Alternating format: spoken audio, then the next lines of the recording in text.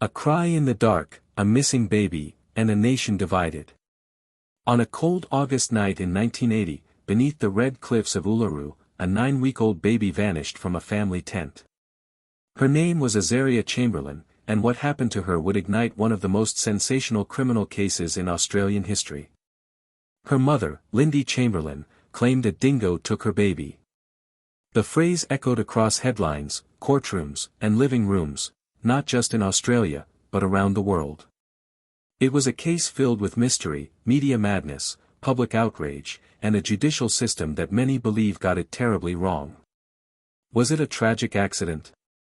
Or something far more sinister? Over the next 3 decades, the truth would be buried under layers of suspicion, forensic controversy, and character assassination. The Chamberlains were judged not just in court, but in the brutal court of public opinion, where fact and fiction blurred, and where a mother's grief was mistaken for guilt. This is the story of a family torn apart, a nation transfixed, and a case that still sparks debate today. This is the story of Azaria Chamberlain, and how one moment in the outback changed everything. Welcome to InsightWave, the channel that delves into both solved and unsolved cases from around the world.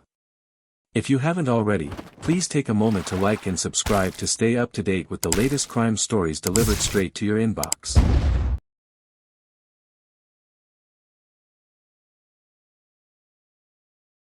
It was no secret that Lindy Chamberlain longed for a daughter.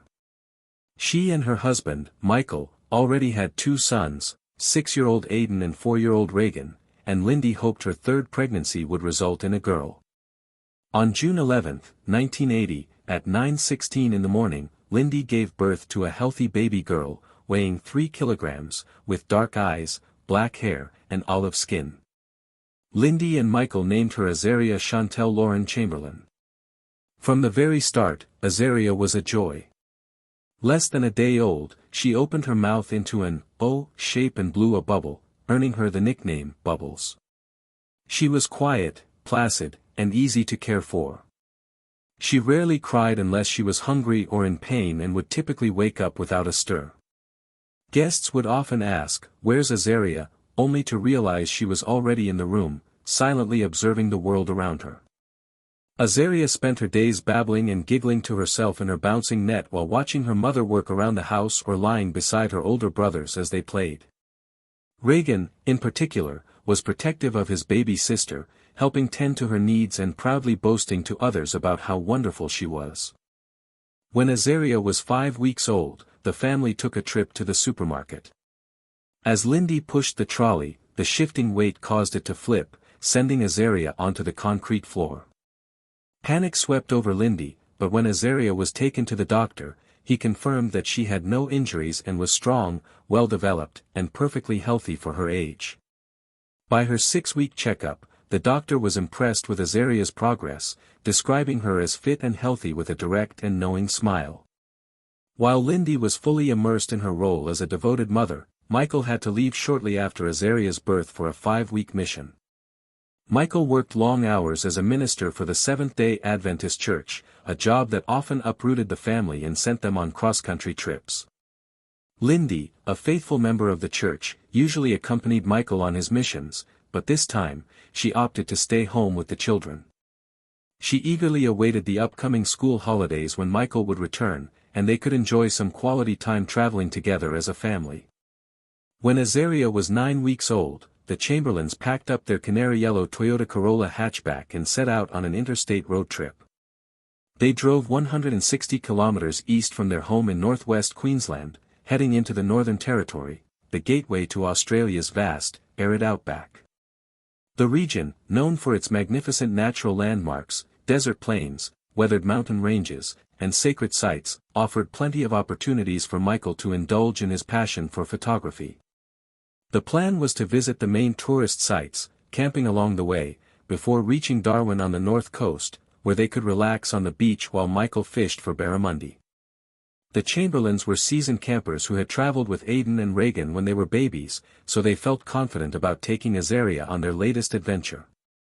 The journey began on August 13, 1980, as Michael drove west across the border, navigating long stretches of highways that cut through the desolate and remote countryside. They stopped occasionally for fuel and rest breaks, and after reaching the town of Tennant Creek, they spent some time wandering around the local shopping district before heading 100 kilometers south to camp among the ancient boulders of the Devil's Marbles Conservation Reserve. The next morning, they continued south until they arrived in the town of Alice Springs. Around midday on Saturday, August 16, the Chamberlains hit the road again. Around midday on Saturday, August 16, the Chamberlains hit the road again. Michael had been documenting their holiday with his camera and pulled over on the Stewart Highway to snap a picture of his family. Lindy stood to the left of the Toyota, holding baby Azaria in her arms. Reagan and Aiden posed together to her right. Above them, a large road sign pointed toward their next destination, Ayers Rock. It was a simple moment, a quiet family snapshot, but little did they know, this was the beginning of a journey that would change their lives forever. After their stay in Alice Springs, the Chamberlains planned to spend a few days camping in the area. They arrived at the Ayers Rock campground on August 17, 1980, hoping for some peaceful time together as a family. They were told to search the designated camping area for an available spot, but given the school holidays, the grounds were packed with campers. In an effort to ensure Azaria wouldn't disturb anyone should she cry through the night, the Chamberlains found a spot far enough away from the main campground. They pulled up next to a sandy rise known as Sunrise Hill, a popular vantage point at dawn on the eastern edge of the campground. The area was quiet, and they set up camp near a picnic table, the only source of light coming from a 100-watt portable floodlight tied to a wooden post in the communal barbecue area, about 25 meters east. Once the family of 5 settled in their yellow multi-person tent, they all curled up to sleep. Azaria was placed gently in a white wicker basket at the feet of her older brother, Reagan. The next morning, as the sun rose on Sunday, August 17, the Chamberlains introduced themselves to some of the other campers, many of whom marveled at Azaria, who lay peacefully in her carry basket. After breakfast, the family bundled into their Toyota Tarago to explore the area. Lindy had visited Ayers Rock, now Uluru, during her teen years, but the photos from that trip had long since faded. She hoped to replace those memories with new ones. Michael, ever the photographer, took many photos of Lindy holding Azaria up against the iconic rock face. That evening, the family returned to the campground. Lindy bathed the children, and Azaria was dressed in a disposable nappy and a white jumpsuit. To keep her comfortable, Lindy added a knitted matinee jacket with pale lemon scalloped edging and a pair of white booties so that Azaria wouldn't have to be undressed every time her nappy was changed. As evening fell, Reagan was put to bed in the tent, while Aiden and Azaria remained up with their parents. Around 6:30 p.m., the Chamberlains joined other campers at the communal barbecue area. Lindy and Michael chatted with a young couple, Greg and Sally Lowe, who quickly warmed to the family. Sally later commented that Lindy appeared cheerful, glowing with that new mother radiance, despite the difficulties she'd faced. Azaria, however, struggled to settle, and Lindy wrapped her in blankets, eventually soothing her to sleep. Around 8 p.m., Lindy announced to the group that it was time to put Azaria down. She carried the baby down the worn track, leading towards their tent, with Aiden in tow. The front of the tent was visible from the barbecue area, though partly obscured by a railing and some shrubbery. Greg Lowe was able to glimpse Lindy kneeling as she entered the tent and saw her emerge a short time later. He watched as she moved toward the family's Tarago. About 10 minutes later, Lindy returned to the group with Aiden and began preparing some baked beans for him. It was then that Greg heard something he hadn't expected to hear, a faint, distant whimpering.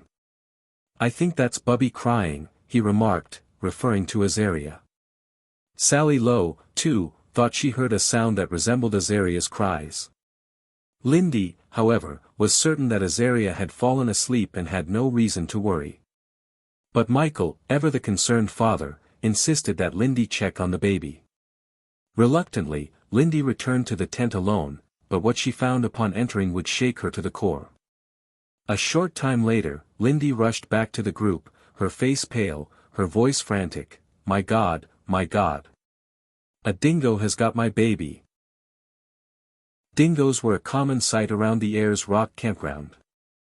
These wild dogs, often red or tan in color, had a significant presence in the red center, where they traveled in packs of up to 10.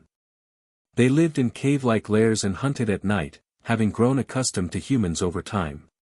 Known to wander campgrounds in search of scraps left behind by hikers and tourists, they were often seen near the edges of the campgrounds.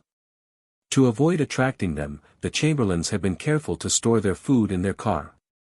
Signs in the camp toilets warned against feeding the dingoes, but despite these precautions, the danger was real.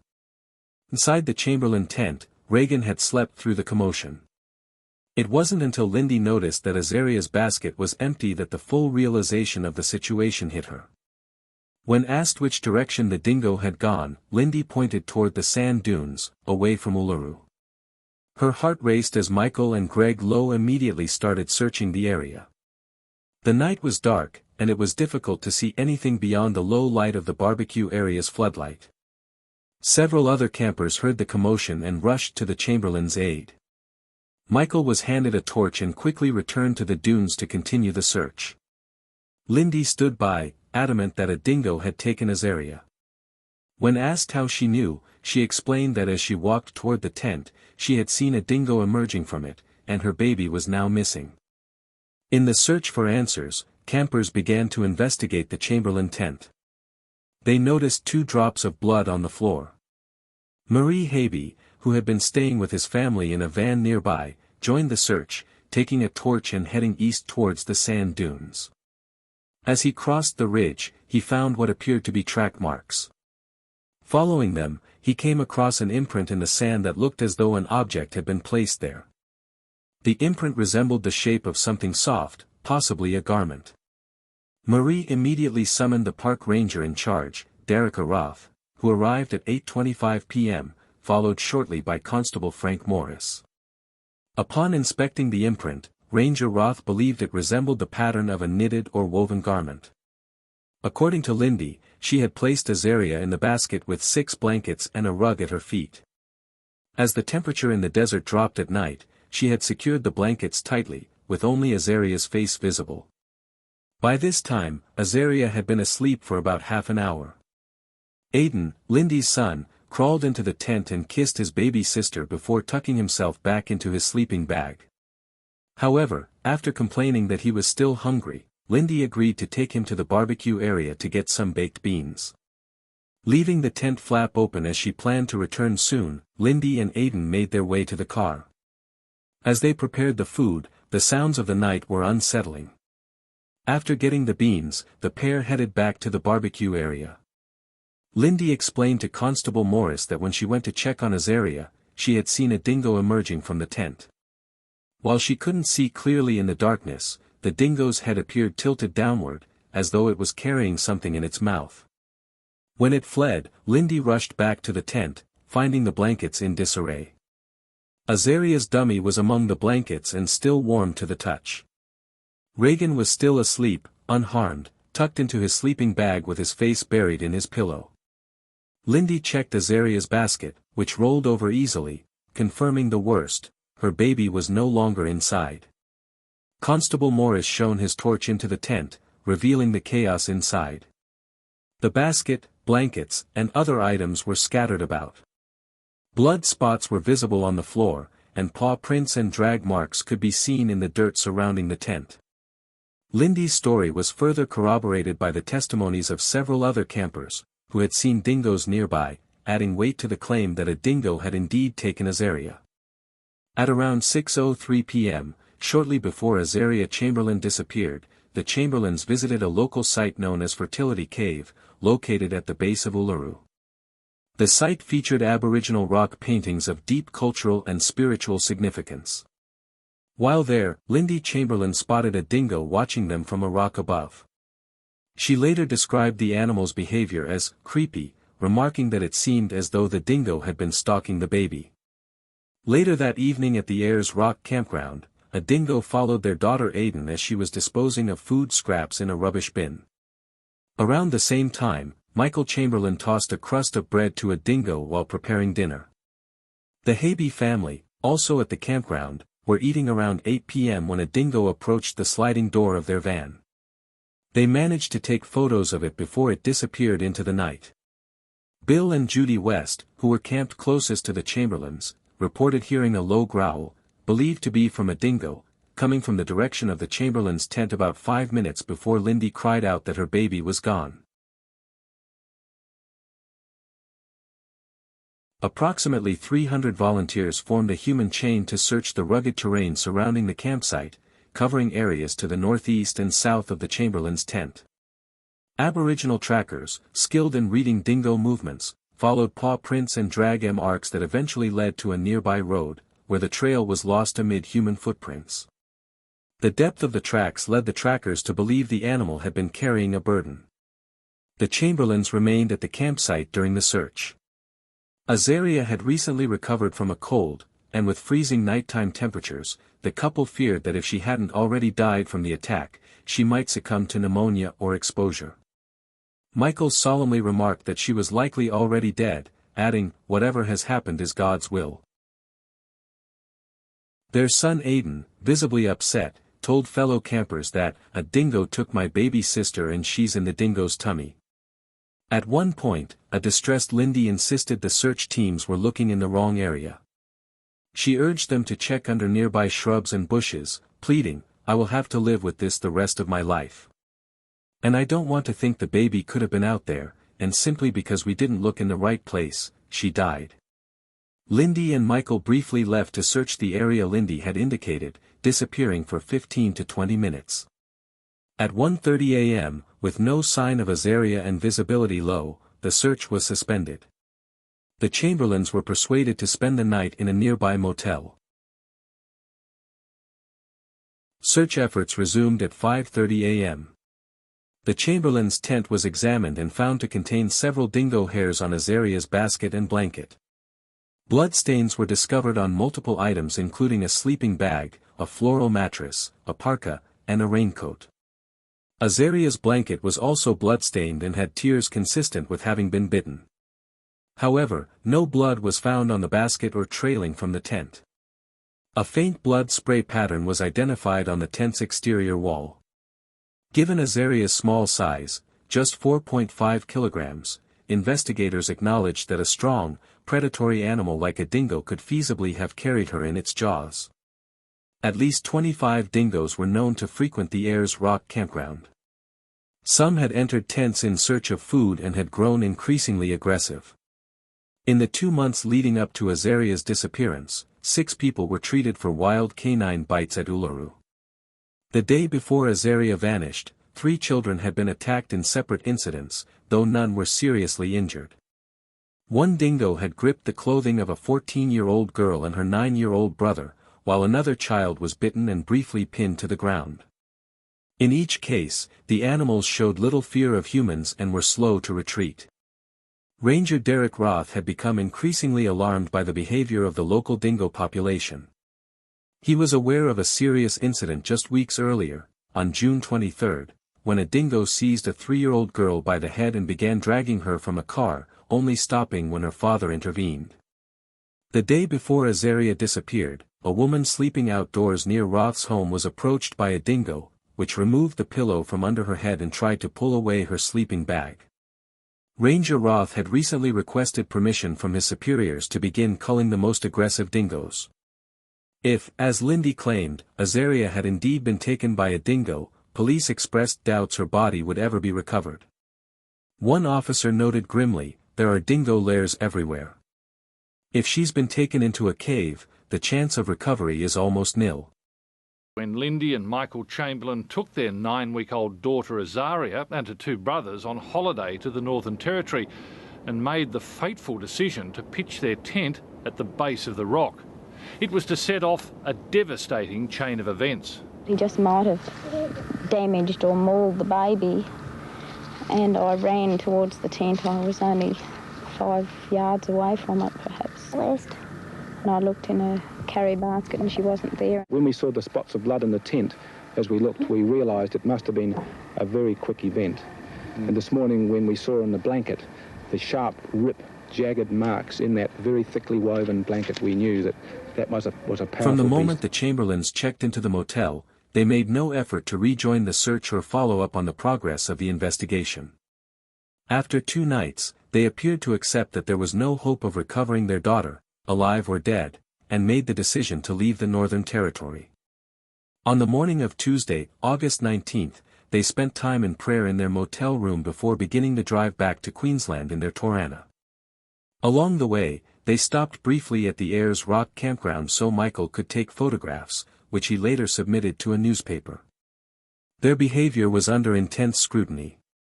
Many in the Australian public and media found the couple's calm demeanour and apparent acceptance of Azaria's fate unsettling. To some, it appeared unfeeling or unnatural, adding fuel to growing suspicions, despite the Chamberlains' initial account that a dingo had taken their baby. Investigators began to focus on what they viewed as inconsistencies in Lindy Chamberlain's statements. She reportedly gave varying accounts to different people, including conflicting descriptions of whether she had seen something in the dingo's mouth as it left the tent. Meanwhile, journalists sought commentary from experts and authorities on dingo behavior. Some expressed skepticism, suggesting it was highly unlikely a dingo would carry off an infant, though most stopped short of dismissing the possibility entirely. The recent spate of dingo attacks lent some credibility to Lindy's story, but there was no documented case in which a child had ever been killed by a dingo. Investigating Sergeant John Lincoln was among those who doubted a dingo could have carried Azaria any significant distance. To illustrate his skepticism, he filled a bucket with sand to approximate the baby's weight and attempted to lift it using only his mouth. He was unable to hold it for more than a minute and then challenged his colleagues to try the same. After 3 days of intensive searching with no trace of the missing infant, authorities publicly declared that there was no longer any hope of recovering Azaria alive. In the meantime, park rangers began culling dingoes and wild dogs around Uluru, sending the remains for analysis in the hope of uncovering clues about Azaria's fate. At 4 p.m. on Sunday, August 24, exactly 1 week after Azaria's disappearance, a young family visiting from interstate set out for an afternoon walk near the base of the rock. 35-year-old Wally Goodwin, an avid photographer, intended to capture images of wildflowers along a trail bordered by dense foliage. His son and daughter followed behind, while his wife Margot took a higher path to keep an eye on the children from above. The family was hiking roughly 400 meters from Fertility Cave and just over 5 kilometers from the Ayers Rock campground when Wally and Margot spotted something unusual near a boulder, a baby's jumpsuit and a torn disposable nappy. The jumpsuit was lying crumpled, face up, with visible bloodstains around the neckline. Its press studs were all undone, and inside was a blood-covered singlet. Wally, who had been following the news of Azaria Chamberlain's disappearance, immediately recognized the potential significance of the discovery. Careful not to disturb the scene, he chose not to examine the items further or take any photographs. Instead, he gathered his family and drove straight to the local police station to report what they had found. Constable Frank Morris, who had been involved in the Chamberlain case from the beginning, was on duty when Wally Goodwin arrived at the police station. The two men returned to the site where the clothing had been found, which was located adjacent to what appeared to be a dingo lair. At the scene, Morris carefully examined the items. Inside the feet of the baby's jumpsuit were 2 booties, just as Lindy Chamberlain had described dressing Azaria. He attempted to reconstruct the positioning of the garments as Wally had found them but struggled to replicate it precisely. While Wally believed all the press studs on the jumpsuit had been undone, Morris observed that 2 studs at the crotch were still fastened. Despite the blood present on both the jumpsuit and the singlet, the garments showed minimal physical damage. The jumpsuit had a large tear in the left sleeve and a neckline that appeared torn or cut, but was otherwise intact. The singlet, found inside out, bore 2 small puncture marks in the back. The disposable nappy was torn, though it had no visible bloodstains. No human tissue was found on any of the items. Investigators recovered sand, soil, and plant fragments from inside and outside the garments, as well as 9 animal hairs. Tests were conducted for canine saliva, but none was detected.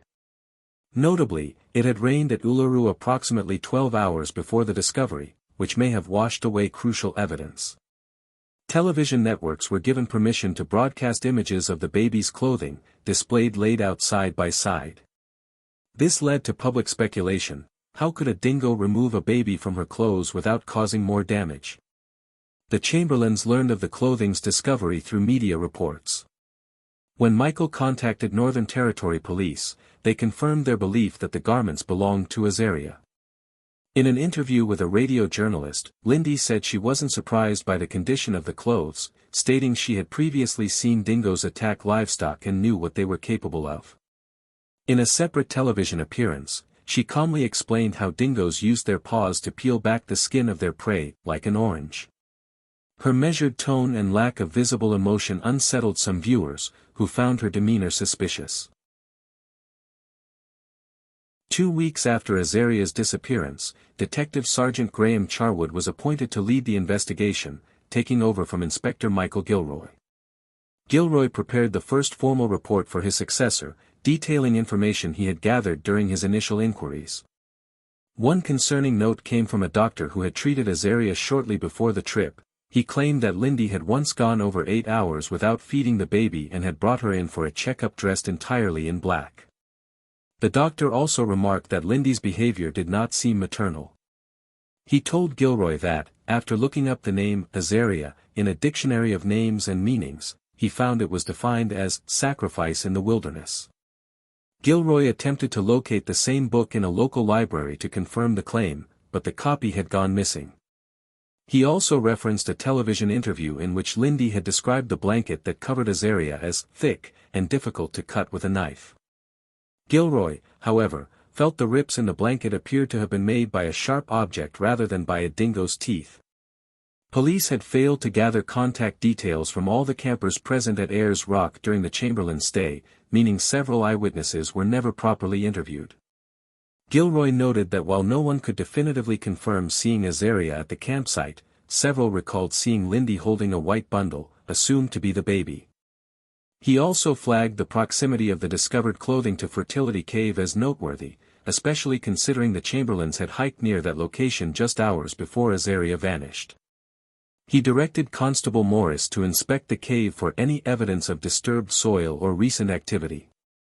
On Tuesday, September 2nd, authorities in Alice Springs announced a coroner's inquest would be held to determine the facts surrounding Azaria's disappearance.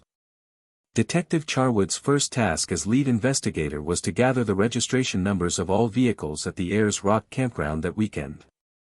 The list included 131 cars from across Australia. A standardized questionnaire was sent to police stations around the country, instructing local officers to interview the vehicle owners. Meanwhile, police seized a pair of Lindy Chamberlain's tracksuit pants and a sleeping bag from a dry cleaner in Mount Isa. A family friend had taken the pants in for cleaning, pointing out a spatter-like stain below one knee. To explore the plausibility of a dingo removing a baby's clothing, a series of experiments were conducted. At a wildlife reserve in South Australia, 3 dingoes were given meat encased in disposable nappies.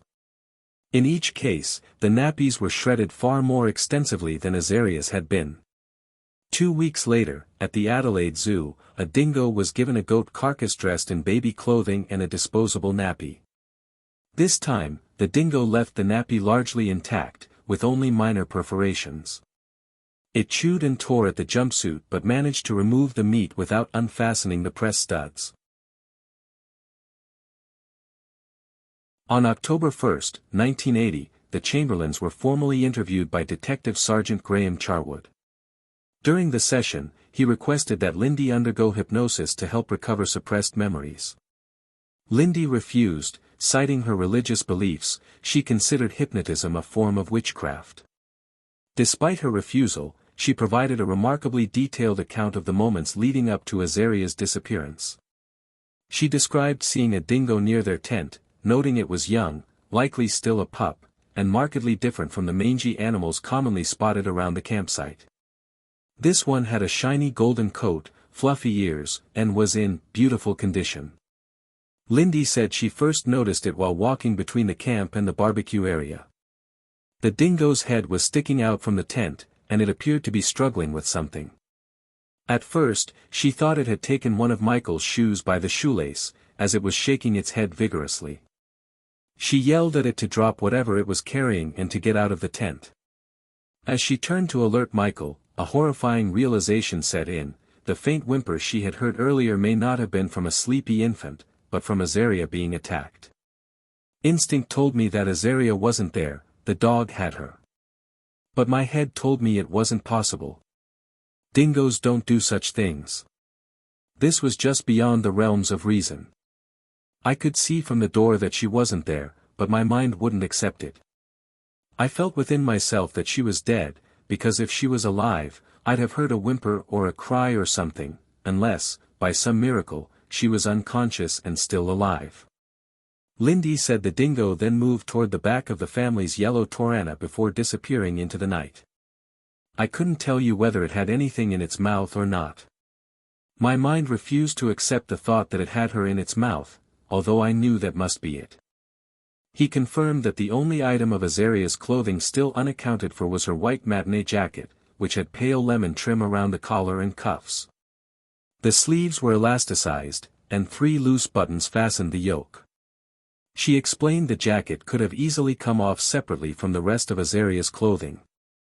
Lindy also addressed why she and Michael had ceased their participation in the search efforts. The shock had faded, replaced by the grim certainty of what might be found. It wasn't that we didn't care. It was the dreadful realization that if she was found, it wouldn't be alive. The case quickly became a media spectacle, igniting a wildfire of public speculation and gossip. Rumors circulated that the Chamberlains had intentionally killed Azaria because she was unwell or had a disability. Others whispered that one of the Chamberlain boys was responsible, and their parents had helped cover it up. However, police never treated that theory seriously. As the frenzy escalated, the Chamberlains faced increasing harassment. Strangers debated their guilt in public places, sometimes within earshot. At home, they were subjected to nightly harassment. Cars drove slowly past their house, honking horns, shouting insults. Tabloid magazines printed lurid headlines, including one that read, "We didn't kill our baby." Lindy later addressed the public backlash in a media interview, expressing the toll it had taken on her family. "God has given us the strength to cope with Azaria's death," she said, "but going down the street, people are talking about us." Despite the immense grief they were carrying, the Chamberlains found themselves under constant suspicion and public judgment. Lindy remained steadfast, firmly rejecting the swirling rumors and conspiracy theories. She emotionally reaffirmed what she had said from the beginning: her daughter's death was a tragic accident, nothing more. The coronial inquest into the disappearance of Azaria Chamberlain began in mid-December 1980, presided over by former police officer turned coroner, Dennis Barrett. Media attention was intense, with daily newspaper sales spiking by over 40,000 copies as the public followed every development. The Chamberlains returned to Alice Springs to give evidence, along with multiple witnesses who had been at the Ayers Rock, Uluru, campsite on the night of August 17. From the outset, Coroner Barrett noted discrepancies between the original police reports and the first-hand accounts now being presented. While police had previously characterized Lindy as a cold, unfeeling mother, witnesses described her as loving, attentive, and devoted to her children. Despite this, public sentiment against Lindy remained hostile. The Chamberlains received bomb threats at their motel, and one anonymous caller went so far as to tell the court, "I'm going to blow that BLE away." The court also addressed speculation surrounding Azaria's name. Lindy testified that she and Michael had chosen the name for its meaning, "blessed by God." A Hebrew-language researcher confirmed this, refuting tabloid-fueled claims that the name meant sacrifice in the wilderness.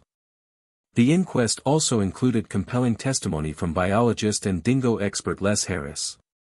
He explained that wild dingoes were capable of carrying prey weighing up to 9 kilograms over long distances and could fully consume a mammal of Azaria's size in under 20 minutes, faster if a group of dingoes was involved.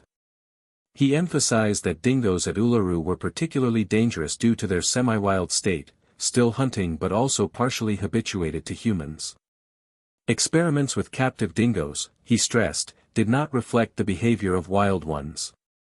According to Harris, it was entirely plausible for a dingo to have taken Azaria, removed her clothing, and consumed her without leaving a trace. Meanwhile, forensic evidence revealed critical oversights. The Chamberlain's tent had been sent to Darwin early in the investigation but was left in storage without proper testing. Only during the inquest was it thoroughly examined. Forensic scientist Dr. Andrew Scott found blood on the outside wall of the tent, likely arterial spray, but couldn't determine whether it was human or animal due to the delay in testing. He was, however, inclined to believe it came from an animal. In a groundbreaking move, Barrett allowed his final findings to be broadcast live on national television in February 1981, aiming to dispel rampant rumors. He concluded that Azaria had died as a result of a dingo attack. In attempting to remove this babe from the tent, the dingo would have caused severe crushing to the base of the skull and neck and 2 lacerations to the throat and neck. Such injuries would have resulted in swift death. Barrett cleared both Lindy and Michael Chamberlain of any involvement in their daughter's death. However, he did note that the tears in Azaria's clothing appeared to have been made by a sharp instrument, possibly scissors. He suggested that a human might have stumbled upon the attack, frightened the dingo away, and then cut the clothing off in an attempt to save her, ultimately disposing of the body when it was clear she couldn't be revived. Soil and vegetation embedded in the garments suggested they may have been buried and later recovered. Barrett did not hold back in his criticism. He chastised conservation authorities at Uluru for not responding more seriously to previous dingo incidents, arguing that tourists needed protection and that dangerous animals should be culled or confined in public areas. He also condemned the forensic failures by Northern Territory Police, which had diverted the investigation and deepened the family's trauma. In closing, he addressed the Chamberlains directly. "You have not only suffered the loss of your beloved child in the most tragic circumstances, but you have all been subjected to months of innuendos, suspicion, and probably the most malicious gossip ever witnessed in this country." Outside the courthouse, the Chamberlains expressed relief. They displayed a large photograph of Azaria in Lindy's arms and spoke of their desire to move on and focus on their sons. Michael added pointedly, "People who spread rumors have not understood the facts of the case. They will have to make peace with their God." Later in 1981, new developments reignited the case that had already gripped the nation. British forensic scientist Professor James Cameron, of the London Hospital Medical College, submitted fresh findings that challenged the conclusions of the first inquest. Cameron, who had served as a senior forensic medicine consultant to the British Armed Forces and participated in numerous high-profile cases, had been unavailable during the original investigation. After examining Azaria's recovered clothing, he concluded that an incision in the neck of her jumpsuit was consistent with a cut made by scissors. More controversially, he claimed to have identified what appeared to be a small adult human handprint in the bloodstains on the fabric. He suggested that Azaria's clothing had likely been buried and then later dug up and deliberately placed on a walking track, presumably to be discovered. In his professional opinion, a dingo had not been involved in Azaria's disappearance. On September 19, 1981, 1 year and 1 month after Azaria vanished, it was publicly announced that the case would be reopened based on Cameron's findings. When Lindy Chamberlain was asked for comment, she responded with dry skepticism, "I didn't know there were any dingo experts in London." The announcement reignited a media frenzy. Northern Territory Chief Minister and Attorney General Paul Everingham openly criticized the press, stating that some reporters were acting like a bunch of vampires in their relentless coverage of the story. As part of the new investigation, police seized the Chamberlain's Torana hatchback for forensic analysis, along with several other items that had been in the tent and car the night Azaria disappeared. During examination of the vehicle, a detective found a sticky substance under the dashboard. Initial testing suggested it was likely a sugary drink, far too viscous and fresh-looking to be blood, which would have dried within hours. However, further forensic testing revealed what appeared to be multiple bloodstains in other areas of the car, on and beneath the front passenger seat, on the interior door handles, the console, and even a metal plate under the dashboard. Investigators noted that the spray pattern in this latter location resembled blood being ejected under pressure, such as from an arterial wound. Other items in the car, including a towel, Michael Chamberlain's camera bag, and a pair of nail scissors, also tested positive for what was believed to be blood-like material. During a search of the Chamberlains' home, police also seized a small coffin Michael had once used as a prop during an anti-smoking presentation at work. While the item was ultimately deemed unrelated to Azaria's case, word of it reached the media and fueled yet more sensational rumors. Then, on November 18, 1981, it was formally announced that the findings of the initial coronial inquest had been quashed. A second inquest would be launched, based on the newly introduced forensic evidence. The second inquest into Azaria Chamberlain's disappearance began almost a year after the first, this time before coroner Jared Galvin. Des Sturges acted as counsel for the prosecution, having worked closely with the police over the past 3 months. Sturges firmly believed in Lindy Chamberlain's guilt, and his case focused on the newly gathered forensic evidence, particularly the items seized from the Chamberlains' possessions. Biologist Joy Kuehl, who had examined the forensic evidence found in the Chamberlains' Torana vehicle, testified that several stains tested positive for human blood. At the time, DNA testing had not yet been developed, so Kuehl had used a screening test to check for molecular markers in the blood, specifically fetal hemoglobin, a protein present in infants during the last months of pregnancy and for up to 6 months after birth. Kuehl reported finding fetal hemoglobin in 22 spots throughout the car, as well as on Michael's camera bag and a pair of nail scissors. Further testing confirmed that the blood found in the Chamberlains' tent, originally thought to have come from the Dingo attack, was actually Azaria's.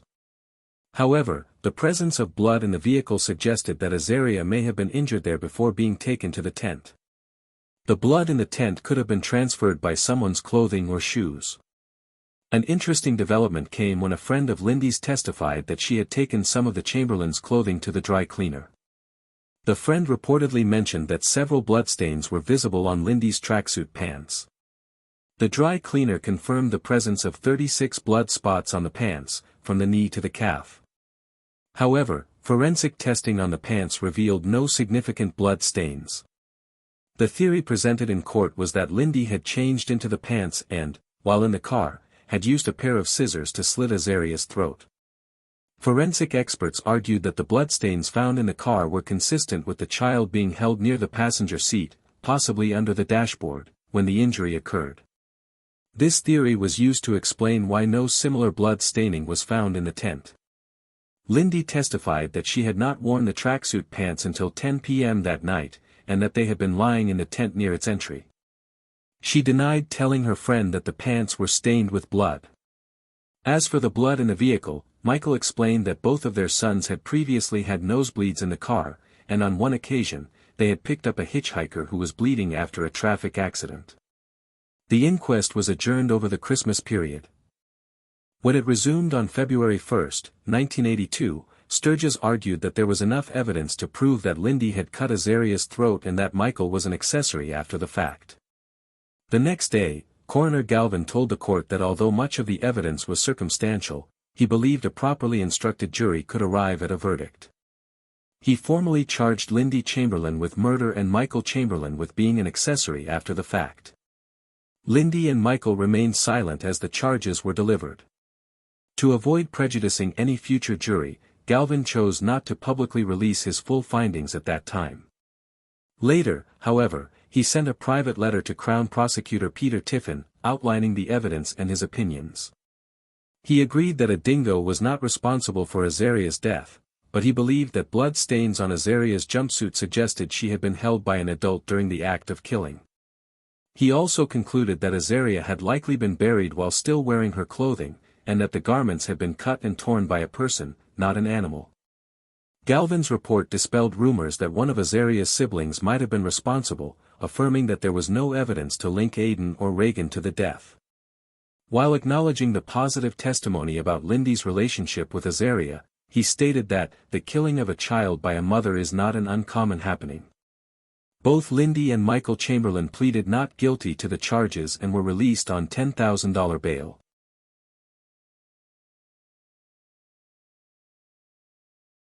In the meantime, the media continued to cover the case, airing old controversial interviews with the couple and openly debating their guilt. One radio station concluded a segment by speculating, when the trial goes to court, the world might find out just why Lindy Chamberlain cut the throat of her tiny daughter.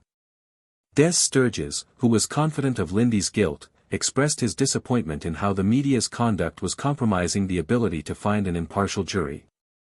3 months before the trial began, news broke that Lindy was pregnant. Friends of the Chamberlains shared that the couple was delighted and praying for a baby girl. By the time the Chamberlains' trial began in Darwin's Supreme Court on Monday, September 13, 1982, Lindy was 7 months pregnant. It had been just over 2 years since Azaria's disappearance, though the media seemed more focused on Lindy's pregnancy than the trial itself, with reports emphasizing the variety of maternity dresses she wore to court. The trial was overseen by Justice James Muirhead, with a jury of 12 Northern Territory residents selected from a pool of 123 potential jurors. Despite the region's significant Indigenous population, all jurors were Caucasian. Crown Prosecutor Ian Barker argued that key evidence, including Azaria's jumpsuit and the fetal hemoglobin stains found on the car's front seat, disproved the Dingo story and suggested Azaria's death was a result of her mother's actions. Barker claimed that while Lindy said she was putting Azaria to bed, she had actually taken her into the front seat of the family's car and slit her throat with scissors.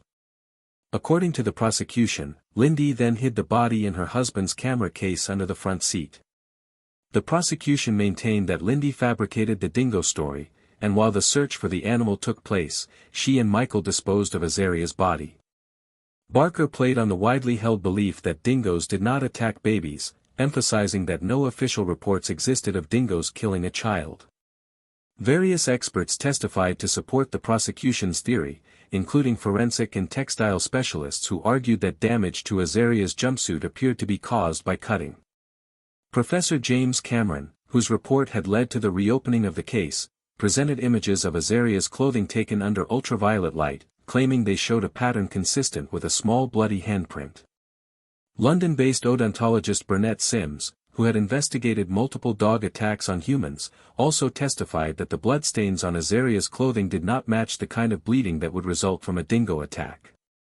Sims also stated that a dingo's jaws were too small to carry a baby's head. The prosecution also argued that the absence of dingo hairs on the Chamberlains' tent or Azaria's clothing further weakened the defense. The 9 animal hairs initially believed to be from a dingo were later identified as coming from a cat.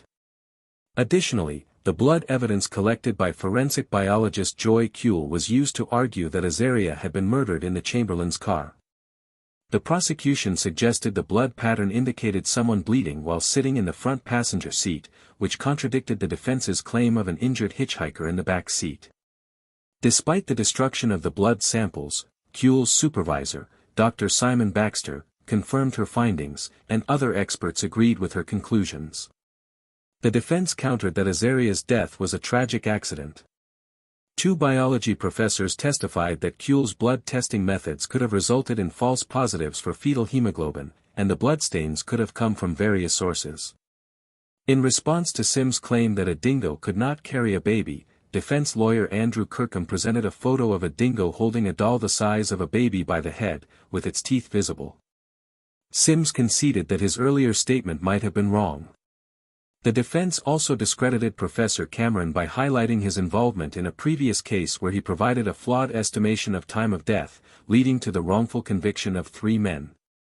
Various eyewitnesses from the Ayers Rock campsite on the night of Azaria's disappearance also testified, including Sully Lowe, who had been speaking with the Chamberlains when Lindy raised the alarm. Lowe confirmed that Lindy was absent for 6 to 10 minutes when she put Azaria to bed, and upon her return, a baby's cry was heard from the Chamberlains' tent. Ranger Derica Ruff gave evidence of seeing dingo tracks near the tent, along with impressions consistent with the fabric of Azaria's jacket. Camper Amy Whitaker testified that Lindy and Michael walked into the bush for 15 to 20 minutes during the search for Azaria, which the prosecution suggested was when the couple buried the child. Whitaker later clarified that it had been her idea for them to take the walk. Officer Frank Morris was questioned about Lindy's statement regarding Azaria's matinee jacket, which he did not recall her mentioning when the baby was first reported missing. The prosecution focused on the blood evidence, with Lindy maintaining that the blood in the car could have come from a variety of sources, including roadside traffic accidents Michael had assisted. On the stand, Michael was questioned about describing Azaria's death as the will of God, a comment he couldn't recall but attributed to his religious beliefs. The trial became one of the most publicized in Australian history, dubbed the trial of the century. As the trial neared its end, prosecutor Ian Barker appealed to the jury's identity as Northern Territory locals, claiming they knew that dingoes didn't kill babies. In his closing argument, Barker acknowledged that the prosecution had no motive for Lindy's alleged crime but argued that it was their job to prove that a murder had occurred. Defense attorney John Phillips described the prosecution's case as laughable, pointing out that Lindy was a devoted mother who had no history of postnatal depression or any condition that would lead her to harm her child. Before the jury began deliberating, Justice Muirhead clarified that the defense was not disputing that blood was found in the Chamberlain's car, but was questioning whether the tests had accurately identified fetal hemoglobin. He urged the jury to consider whether the blood could have come from various sources and reminded them of Lowe's testimony about hearing a baby cry, which would contradict the prosecution's timeline. After 6.5 hours of deliberation, the jury delivered its verdict on October 29, 1982, finding both Lindy and Michael Chamberlain guilty. Lindy Chamberlain was sent to serve her life sentence at the maximum security Berrima prison in Darwin, where she was one of only 6 female inmates. 3 weeks after her conviction, on November 17, 1982, Lindy gave birth to a baby girl. In an effort to prevent the media from speculating about the meaning of their newborn daughter's name, as they had with Azaria, the Chamberlains chose the name Kalia. Lindy reportedly remarked, "Let them try to make something out of that." The Chamberlains appealed their convictions on various grounds. Just 2 days after Kalia's birth, Lindy was granted bail pending the results of her appeal. She was allowed to live at the Avondale College Centre, a Seventh-day Adventist church educational facility on the central coast of New South Wales, where Michael and their sons were staying. The centre was a self-sufficient community in a secluded wooded area, with about 60 teaching staff, 40 ancillary employees, and 530 students, many of whom lived on site. Lindy's limited release sparked public outrage. In a letter to the editor published in the Sydney Morning Herald, one upset citizen wrote, "So much for a fair trial. Why waste all those thousands of taxpayer dollars for 2 coronial inquests and 1 trial by judge and jury, only to then allow Mrs. Chamberlain bail pending appeal? Our pity must surely go to the convicted persons still in our jails who do not have the support of a church or religious institutions.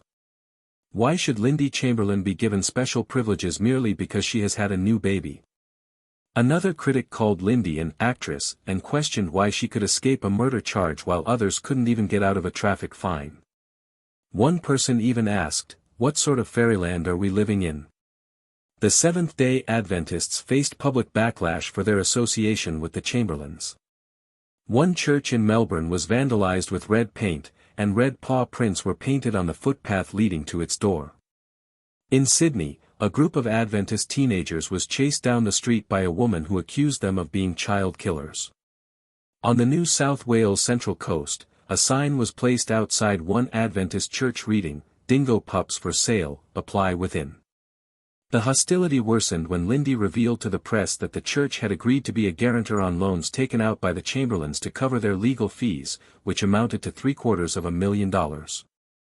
The Chamberlains appealed their convictions to the federal court, citing 23 different grounds, including that the trial judge had misdirected the jury in several instances and that certain witnesses' evidence should not have been admitted. However, on April 29, 1983, 3 appellate judges in Sydney unanimously rejected the appeal, ruling that the jury had been entitled to draw its own conclusions based on the evidence. As Lindy kept her gaze lowered, Michael held back tears as she was returned to Berrima prison. Lindy Chamberlain's case continued to capture public attention throughout the legal process. Despite the setbacks in the appeals, she maintained strong support from many who believed in her innocence. After being inundated with letters from supporters during her time in prison, she began writing a monthly bulletin to keep her supporters informed. In February 1984, the High Court dismissed the Chamberlains' appeal, and their convictions were upheld. The case was met with a mixture of public outrage and compassion, with some even criticizing the treatment Lindy received. Despite the rejection of their appeals, the Chamberlains and their supporters persisted. A significant breakthrough came in 1986 when the body of a British tourist, David Brett, was found in the same area where Azaria's clothing had been discovered years earlier. Among his belongings was a white knitted baby jacket, which Lindy positively identified as belonging to her daughter Azaria. This discovery led to a renewed push for an inquiry into the case, ultimately resulting in a royal commission into the Chamberlain case. The Royal Commission concluded in 1987, finding that the prosecution had relied following Arya's death. Children believed Lindy's actions at the grave were genuine, and her lack of involvement in the search for her daughter was interpreted as an early acceptance that Azaria was already deceased. This acceptance was seen as her need to remain close to her two surviving children. Regarding the blood found under the dashboard of the Chamberlain's car, Smalling accepted that it was simply soundproofing paint. He also challenged the prosecution's timeline of events, pointing out that their case hinged on a 5 to 10-minute window during which Lindy supposedly had to do the following: return to the tent, ensure Aiden didn't follow her, change into tracksuit pants, take Azaria to the car, find a murder weapon, slit Azaria's throat, allow time for her to die, hide the body, clean up blood, change out of her tracksuit pants, obtain baked beans for Aiden, return to the tent, and deliberately leave. Blood spatter. Smalling declared that the prosecution provided no evidence of the Chamberlains' guilt, clearing Lindy and Michael of any responsibility in their daughter's death. He concluded that it was reasonable to believe a dingo had entered the tent and carried Azaria away with the intention of consuming her. In response, the Northern Territory government offered the Chamberlains a pardon. However, Lindy refused, stating that a pardon meant nothing to her because she had not committed the crime. She clarified that a pardon was different from squashing the conviction. In 1988, the Northern Territory Court of Criminal Appeals agreed with Justice Morning's findings and quashed the Chamberlains' convictions. A film adaptation of John Bryson's book Evil Angels was released, starring Meryl Streep as Lindy and Sam Neill as Michael. The film divided Australian audiences, though Lindy maintained it was 95% accurate. The Chamberlains sought $4 million in restitution from the Northern Territory government for their pain, suffering, and loss of wages due to the wrongful conviction. In 1992, the Attorney General announced that Lindy and Michael would receive compensation of $900,000 and $400,000 respectively. The payment was significantly less than what they had requested, and the Sydney Morning Herald criticized both the amount and the time it took to compensate them. The editorial stated that no amount of money could truly compensate them for what they had suffered, and that the Northern Territory government had shown a significant lack of leadership in this matter. With the convictions overturned, a second inquest into Azaria's death in 1981 was deemed incomplete, and a third inquiry was ordered in December 1995. Coroner John Lance concluded that Lindy and Michael were not involved in Azaria's disappearance but was unable to definitively prove her death was the result of a dingo attack. Therefore, the cause of death was recorded as unknown. He acknowledged that further speculation would arise but stressed that it did not change the legal fact of their innocence. In 2004, Frank Cole, a 78-year-old Melbourne resident, claimed he had encountered a dingo carrying a baby girl in its jaws on the day of Azaria's disappearance. Frank stated that he and his companions cleaned the baby, placed her in a bag, and agreed to take her to the police. However, he feared legal repercussions and did not come forward until after a serious accident. Despite the claims, no evidence could substantiate his story, and the investigation was dismissed. In 2005, a 25-year-old woman, Erin Orberg, came forward claiming to be Azaria. She believed she had been raised in foster care and had memories of being carried by a dingo. However, her claims were dismissed as well. The Chamberlains continued to fight for full exoneration. On August 17, 2010, exactly 30 years after Azaria's disappearance, Lindy published an open letter on her website calling for the Northern Territory government to amend her daughter's death certificate. In response, the government initiated a fourth inquest into Azaria's death.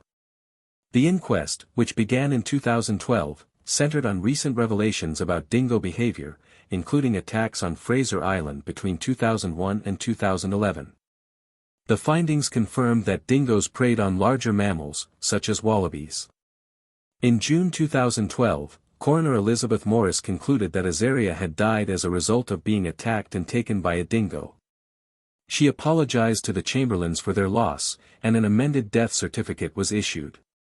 By the time Lindy and Michael were legally vindicated, they had separated, and both had remarried. Lindy released a memoir titled Through My Eyes, later retitled The Dingoes Got My Baby, in which she explained that the divorce was due to issues within their marriage long before Azaria's death. The case had an immense impact on Australian media, with Lindy and Michael often vilified in the press. Lindy later reflected in her book, explaining how the media narrative distorted the truth of what happened. Despite the years of suffering, the Chamberlains maintained their innocence, and their case remains one of Australia's most infamous miscarriages of justice. Lindy now lives in the Hunter Valley with her husband Rick and continues to write about her experiences, offering lectures on topics like grief, forgiveness, media responsibility, and the law. Reflecting on Azaria's life, Lindy writes that nothing will ever change the fact that Azaria was loved and wanted. She was part of me, Lindy writes, and when she died, part of me died.